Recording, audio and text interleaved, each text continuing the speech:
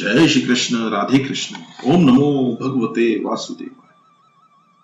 माता पिता ने शरीर का त्याग किया तो जड़ भरत जी पागल की भांति घूमने लगे। पागल से लगते तो थे, किंतु वे एक क्षण मात्र के लिए भी श्री कृष्ण को भूलते नहीं थे। जड़ भरत जी ने बताया है कि भोजन किस प्रकार किया जाए। स्वाद की अपेक्षा के बिना केवल शरीर के पोषण के हेतु ही भोजन करना चाहिए। जड़ भरत के भाई उन्हें पीसे हुए तिल, धान्य का कूड़ा, सड़े हुए उड़द आदि खाने के लिए देते थे, तो उन वस्तुओं को भी अमृत तुल्य मानकर वे खा लेते थे। किस प्रकार चला जाए वह भी जड़ भरत जी ने बताया है। किसी भी जीव की हिंसा न हो पाए, ऐसा सोचकर वे रास्ता देखकर चलते थे। धरती पर दृष्टि रखते हुए चलना चाहिए। हरदम सोचो कि कहीं मुझसे किसी जीव की हिंसा न हो जाए। भरत जी औरों के काम भी करते थे। भाइयों ने उन्हें खेत के चारों ओर मेढ़े मिट्टी की छोटी सी दीवार बनाने के लिए कहा। भरत जी ने सोचा कि आज यह काम करूंगा तो मुझे कोई दूसरा काम सौंपेंगे, अतः उन्होंने मेड़ बनाने की जगह गड्ढा बना दिया। एक दिन भाई ने खेत की देखभाल करने के लिए कहा तो भरत जी ने गायों को खेत में चराने के लिए छोड़ दिया। भरत जी गायों को रोकते नहीं थे। वे कहते थे, खाने वाला राम, खिलाने वाला राम, तो रोकने का क्या काम। जगत के समक्ष मानो वे नाटक कर रहे हैं कि वे पागल हैं। ज्ञानी पुरुषों के ध्यान में लोक संग्रह बाधा रूप है।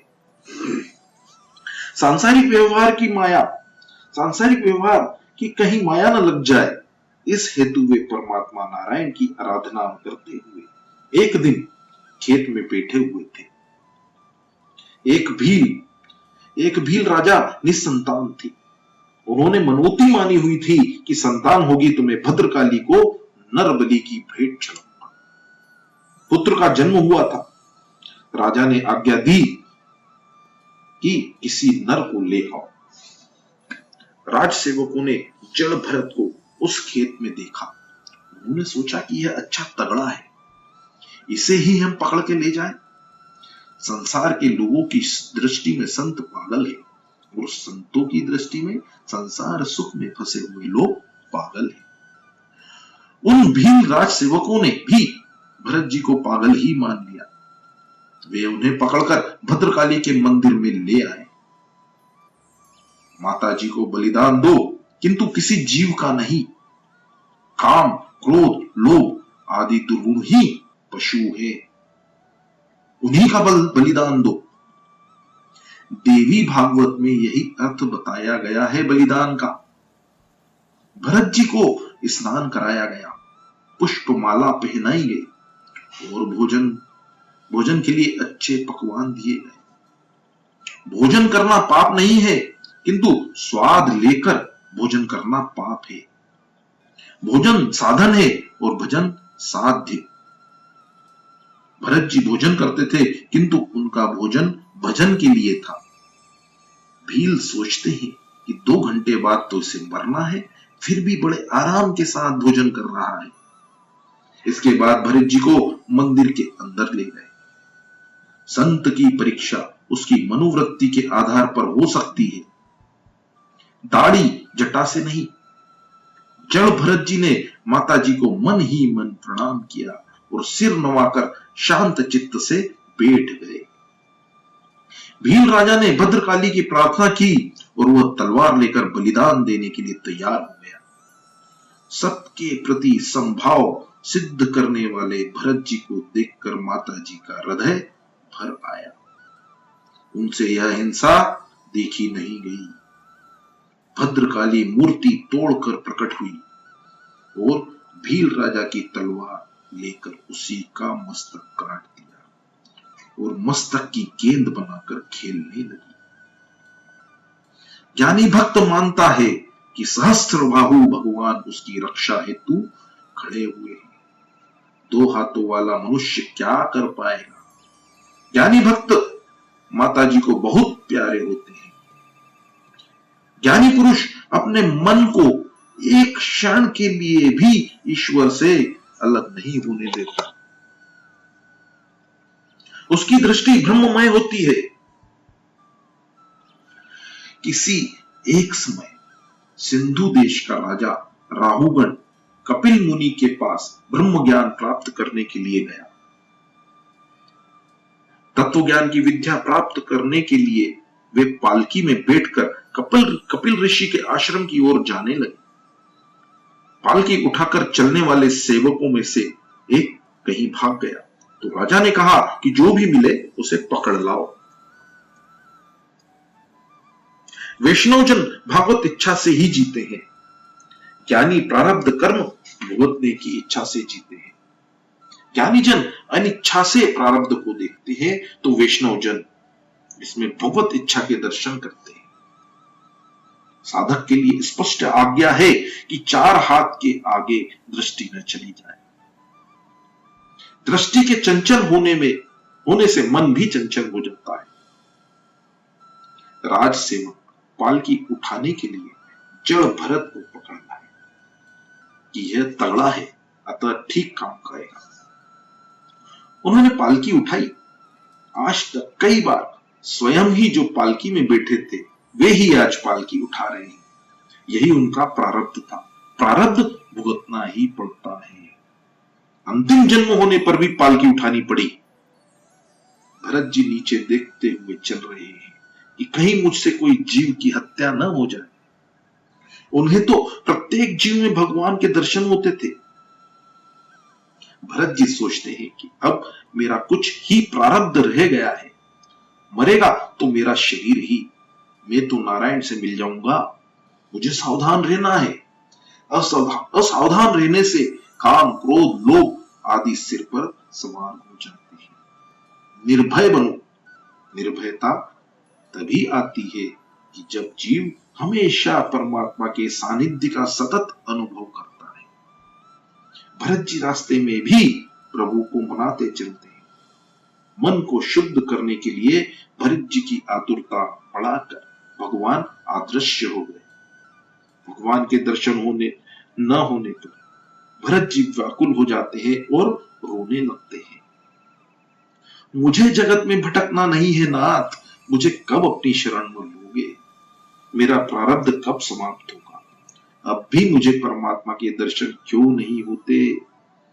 इन विचारों से वे रोते हैं। रास्ते में चींटी दिख पड़ती तो भरत जी कूद जाते थे। ऐसा करने से पालकी के ऊपरी हिस्से में राजा का सिर टकरा जाता था।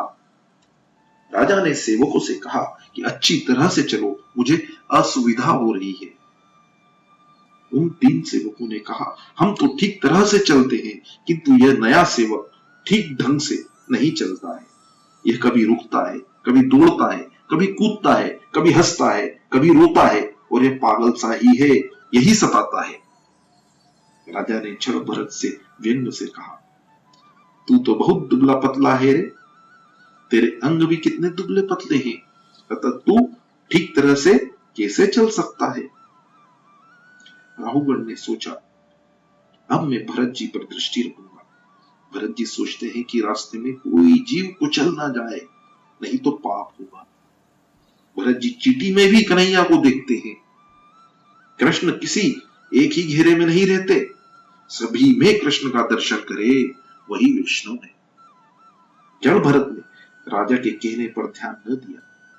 चींटी को देखकर भरत जी ने एक छलांग लगाई तो राजा का सिर पालकी के ऊपरी दंड से टकरा गया। राजा यह सहन न कर सके। वे क्रोधित होकर जड़ भरत का अपमान करने लगे।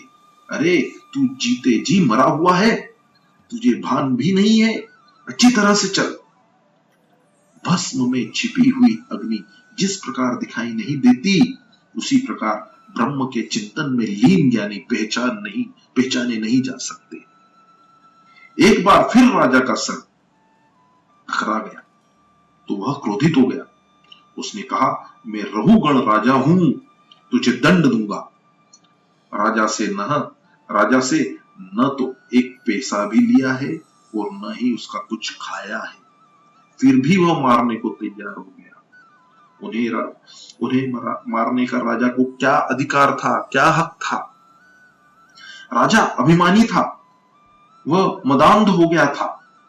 कुछ भी बोलने की भरत जी की इच्छा नहीं थी। उन्होंने सोचा कि शरीर पुष्ट है, दुबलापन भी शरीर का धर्म है, आत्मा को तो कुछ भी नहीं होता है। यह राजा मेरे शरीर से बातें करता है, अतः उसके साथ बोलना आवश्यक नहीं है। मैं मौन रहूंगा, मैं तो मौन ही रहूंगा।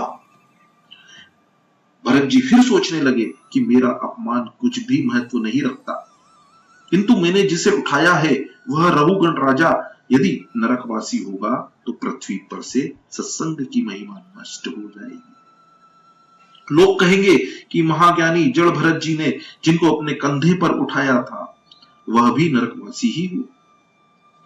जगत में सत्संग की बड़ी महिमा है, चाहे जो भी हो, किंतु राजा को जब मैंने अपने कंधे पर ही रखा है तो मैं उसका उद्धार भी करूंगा। उन्होंने राजा को उपदेश देने का निश्चय किया। सत्संग की महिमा को निभाने के लिए आज जड़ भरत ने बोलना चाहा। आज तक वे मौन ही रहे थे। राजा के लिए उन्हें दया आई। राजा का कल्याण हो। कपिल मुनि के आश्रम में तत्व ज्ञान का उपदेश प्राप्त करने के लिए जा रहा है। उपदेश लेने के लिए दीन होकर जाना चाहिए, जबकि यह राजा तो अपना अहम भाव साथ लेकर जा रहा है। वह अभिमान लेकर जाएगा तो ऋषि उसे विद्या नहीं देंगे। आज से उसे अधिकारी बनाऊंगा। रहुगण राजा भाग्यशाली है। भागवत के संत मितभाषी होते हैं। सुदामा भी बहुत कम बोलते थे। मौन रहने से माया का बंधन कटता है।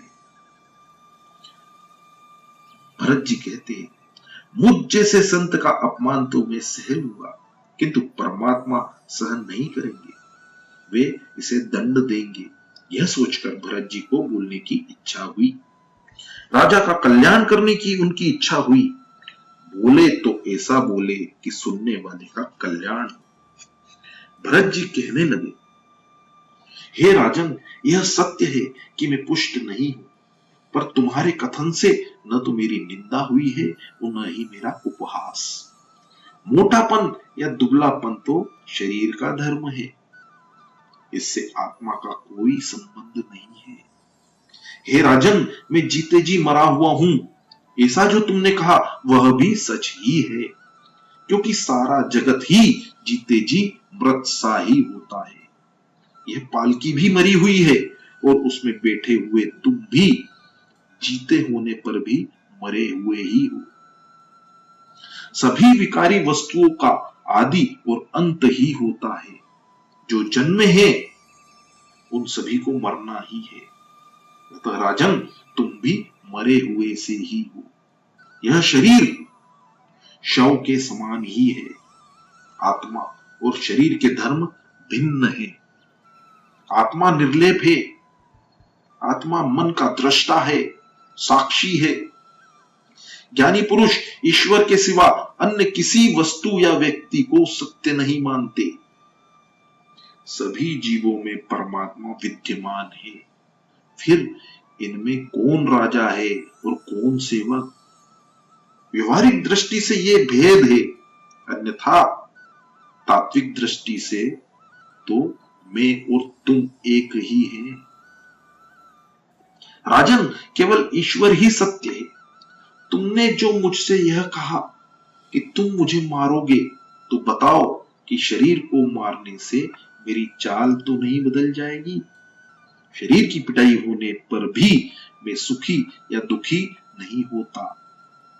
ये सब तो शरीर के धर्म है। शरीर को शक्ति देता है मन, और मन को शक्ति देती है बुद्धि। बुद्धि को चेतना देने वाली है आत्मा, अर्थात मैं।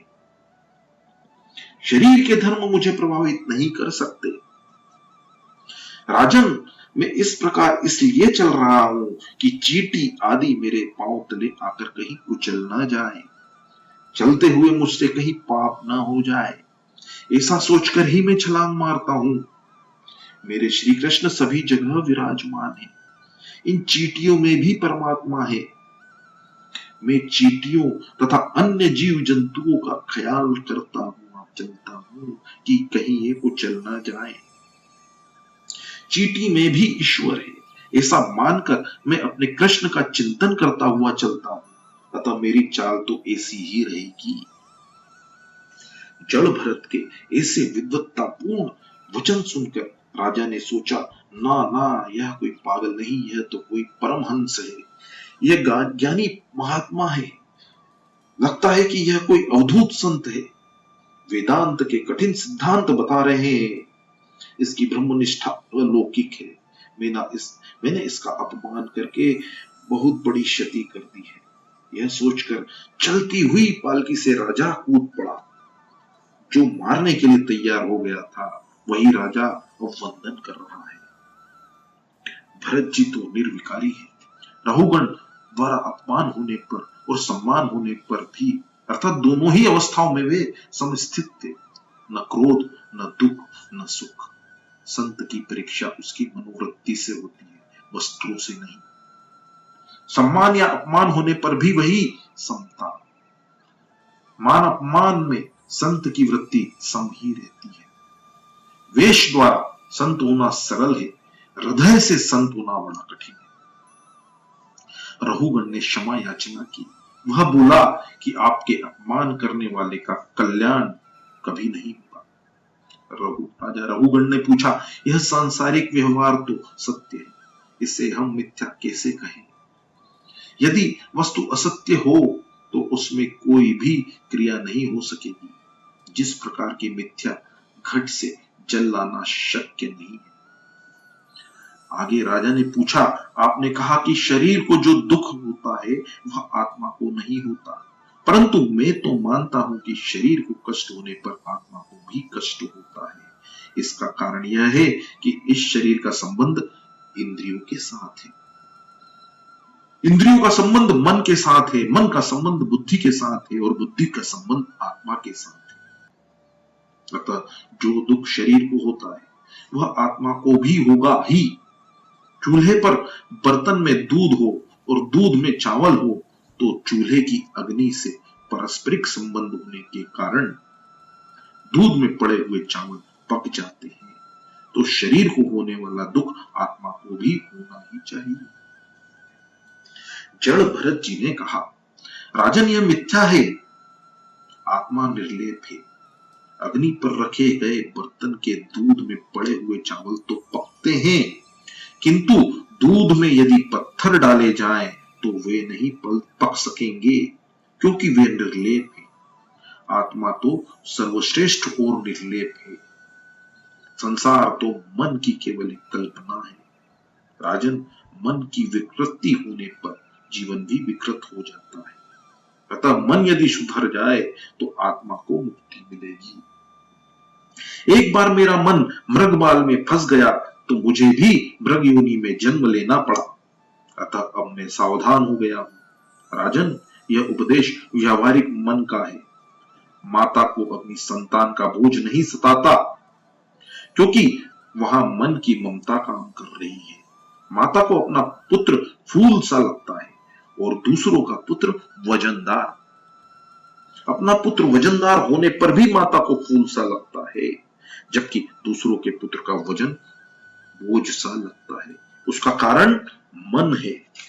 मन कहता है कि यह अपना है और यह पराया है। राजन, ये सब तो मन के धर्म है, ये सब तो मन के ही खेल है। मन के खेल के कारण ही मुझे कभी मृग होना पड़ा था। मन के सुधरने पर ही जगत सुधरता है। मन मृगबाल में फंस गया था, अतः मुझे पशु बनना पड़ा। राजन, तू तो केवल कच्छप देश का ही राजा है, मैं तो भारत खंड का राजा था, फिर भी मेरी दुर्दशा हुई थी। विषयासक्त मन जीव को सांसारिक संकट में फंसाता है और ही मन विषय रहित हो जाने पर जीव को शांतिमय मोक्ष पद की प्राप्ति कराता है। जीव के सांसारिक बंधन का कारण रूप जीव ही है। सांसारिक बंधन का कारण रूप जीव ही है और वही मन के मोक्ष का कारण रूप भी है। मनुष्य का मन जो विषयासक्त हो जाए तो वह सांसारिक दुखदाता बन जाता है।